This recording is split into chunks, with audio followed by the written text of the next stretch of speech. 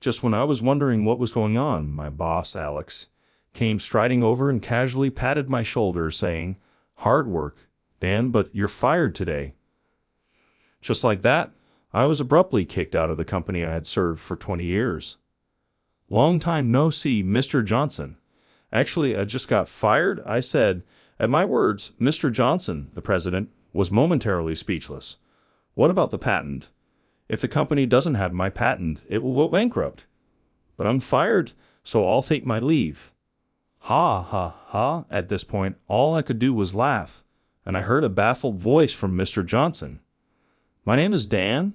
I'm a 45-year-old office worker.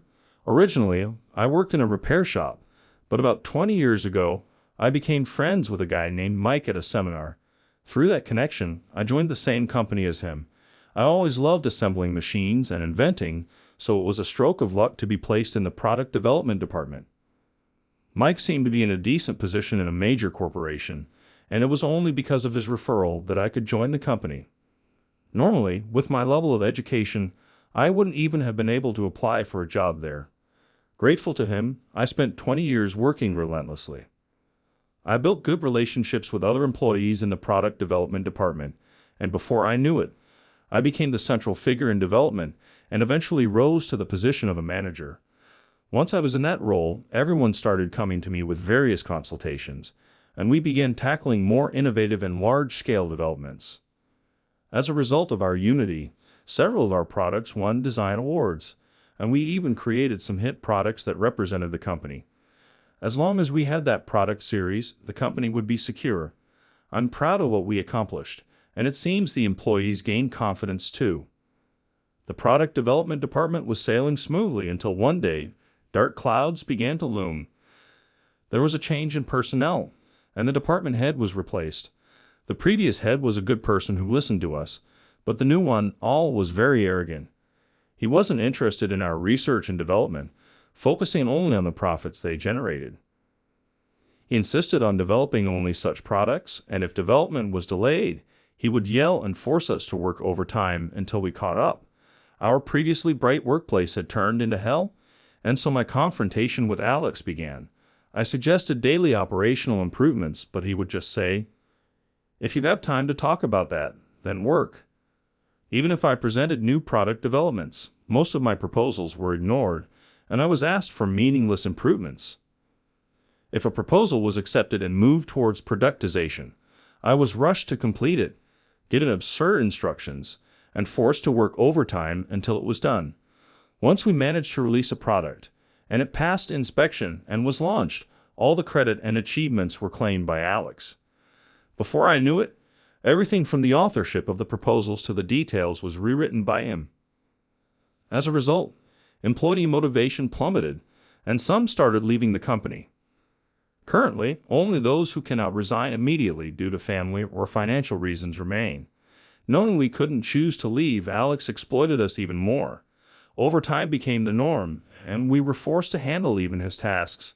He would just give orders and leave at the regular time, leaving all the remaining work to be completed by us within the day. As a result, we continued to struggle through days handling an enormous workload with fewer staff. I approached Alex about increasing staff, but as expected, he ignored it. Only the weak ones quit. The ones who stayed should cover for them. He himself has absolutely no interest in development work, let alone involvement or assistance.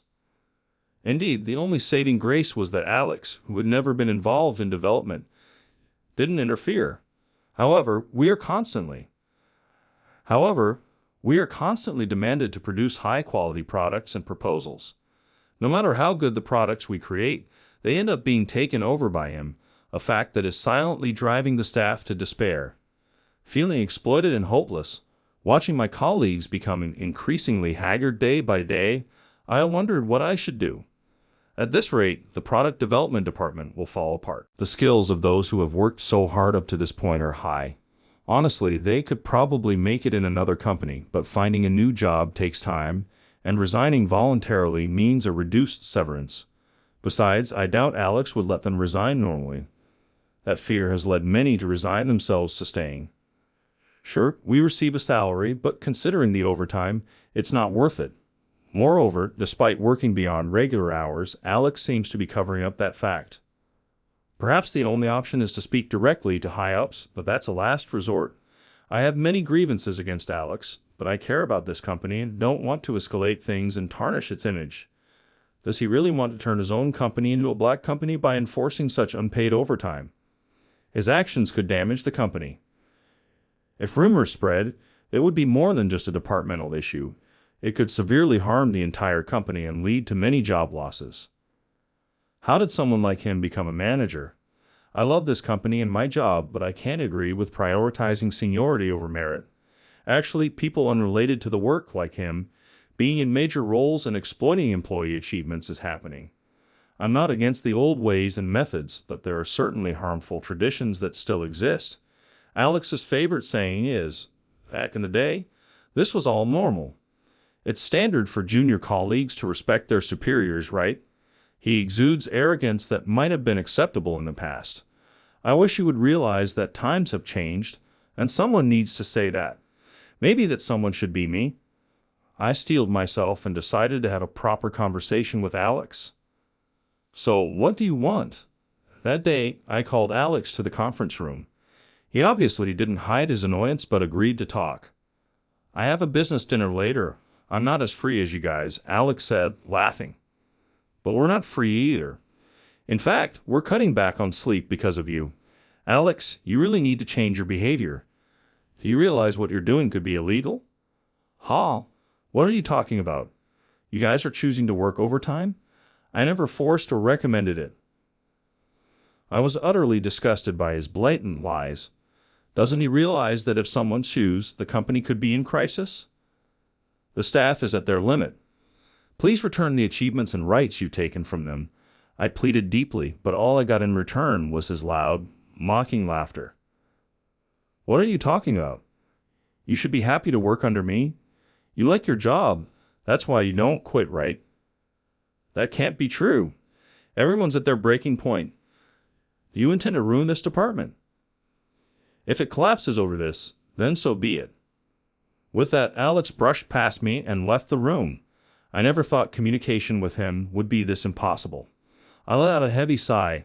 I have to report this to the higher-ups somehow. Reluctantly, I worked overtime with the staff that day before heading home.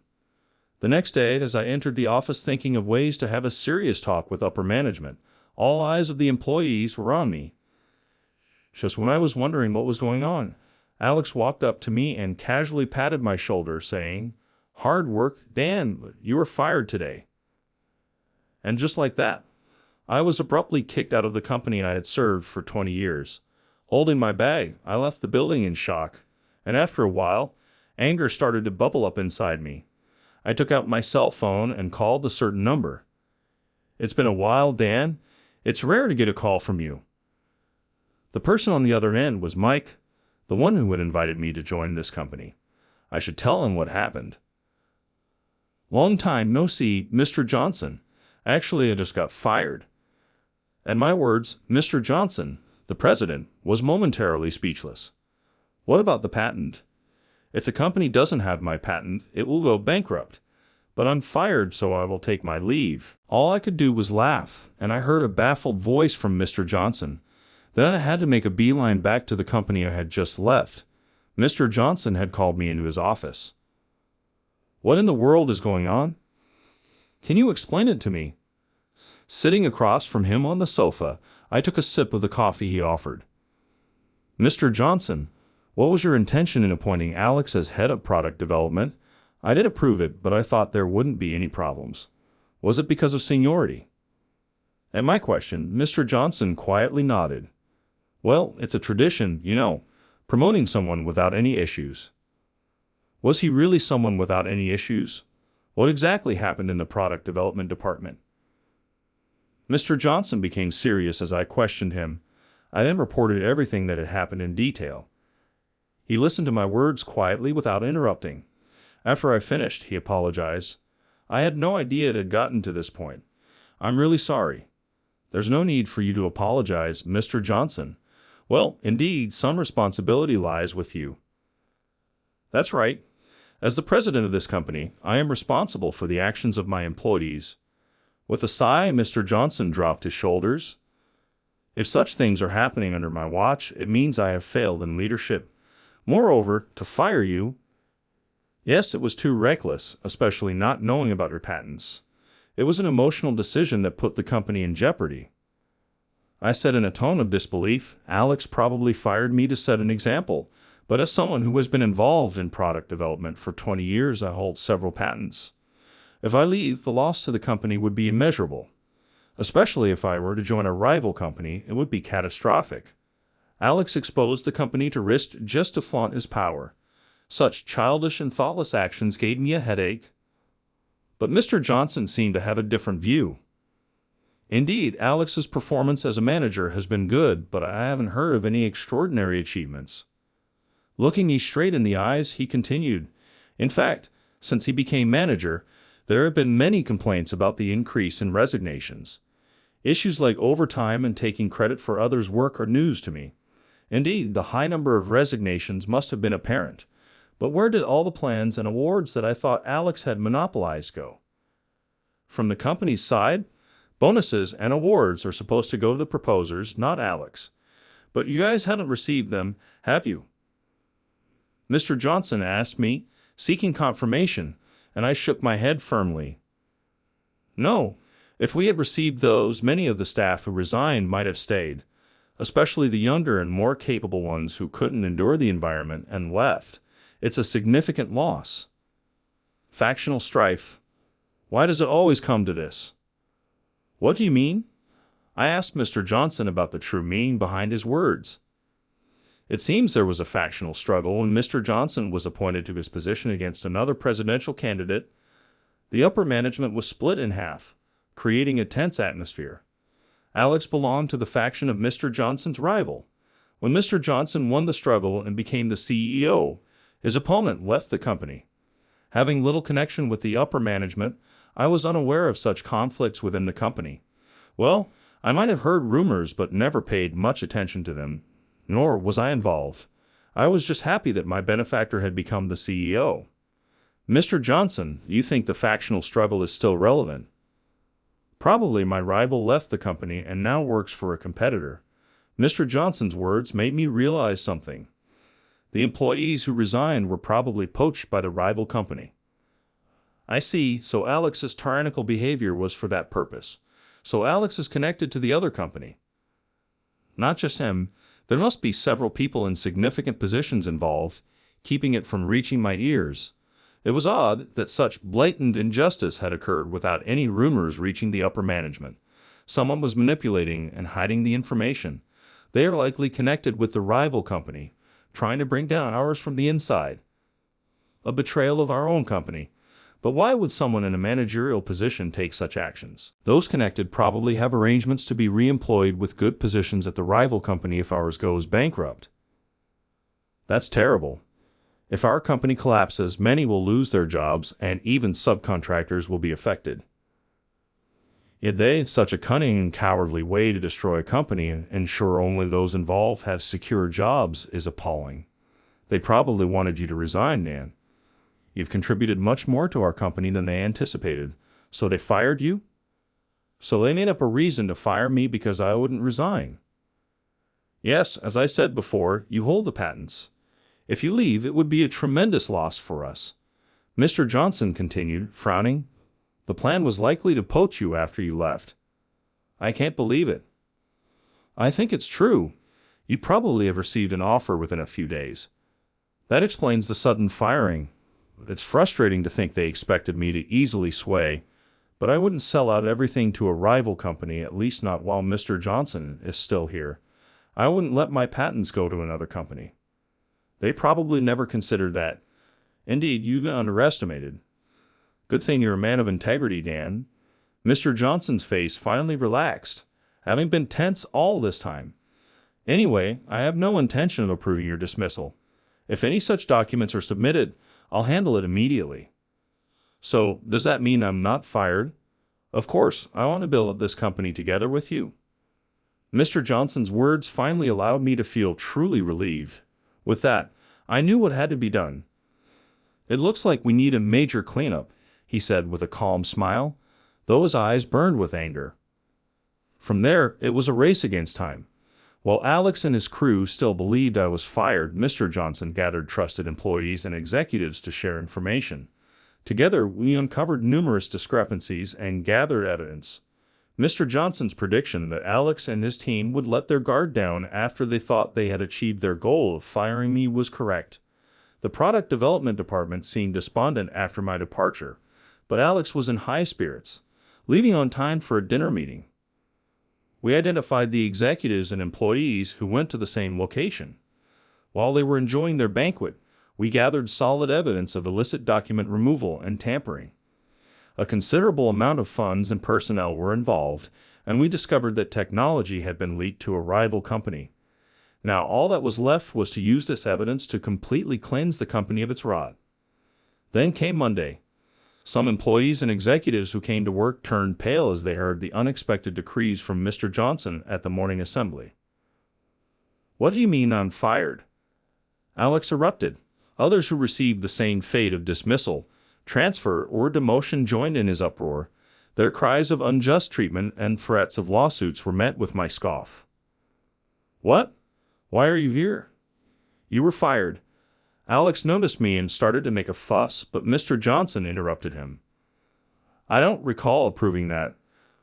"Who exactly gave you the authority to fire Dan?" That is Alex's." Eyes darted around, but no one met his gaze. Some major employees were conspicuously avoiding eye contact. Most likely it was that employee who processed my dismissal. Alex thought bitterly. "Well, as for the unjust personal matter, let's explain the reasons for these personal changes and dismissals right here," Mr. Johnson said. Upon hearing this, the clamoring crowd turned pale. Some were caught by the security guards while attempting to physically attack the president in their rage. Before I knew it, the guards from the security company we contracted were strategically placed to suppress any potential riot. The employees who were unaware of the situation were initially frightened by the atmosphere.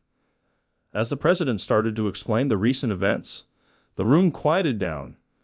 Eventually, as they learned the whole story, their anger turned towards those who had betrayed the company, especially the product development department, which had been thoroughly trampled upon, was seething with rage.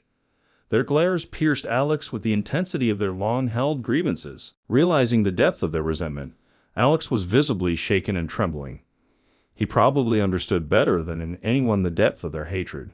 Facing such murderous and scornful stares would unnerve anyone. Although there was no intention of pressing criminal charges, the company was prepared to sue them if they claimed unjust dismissal.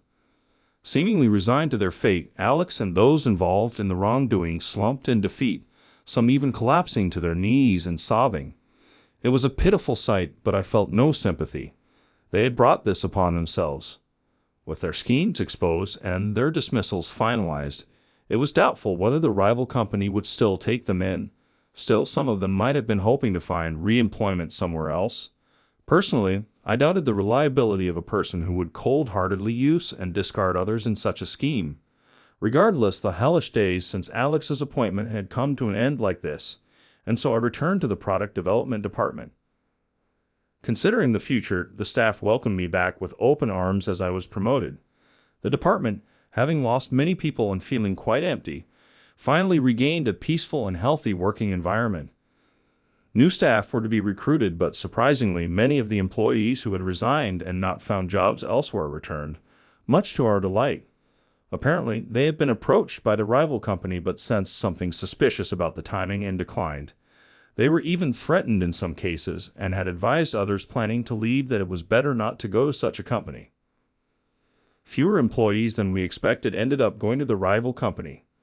Some, including Alex, managed to find new jobs after their dismissal, but were apparently being worked hard as regular employees. In the end, there probably wasn't a high position left for those who had failed in their plan. Still, the fact that many employees who were well acquainted with our internal affairs had gone to the rival company was a significant blow to us. However, considering that we had eradicated the spread of corruption within the company, it was something we had to accept. Being able to continue working at a company I like, doing the job I love, for me, just being able to regain that everyday life is enough. Mr. Johnson, though known for his gentle and kind demeanor, was not someone to be taken lightly. Once the initial cleanup was over and as we approached the time to welcome new recruits, he reviewed and made significant reforms in the company's traditions. He thoroughly enforced compliance and transformed the system into a healthy and motivating environment where those with skills and achievements could advance. In the process, we reevaluated the direction of our products, rendering the information held by the employees who moved to the rival company almost worthless. Mr. Johnson, known for his calm and kind demeanor, gained renewed respect from many employees through the series of mass firings and new reforms. Some executives who had underestimated him now viewed his leadership with a sense of awe. Thus, our company grew, and a few years later became renowned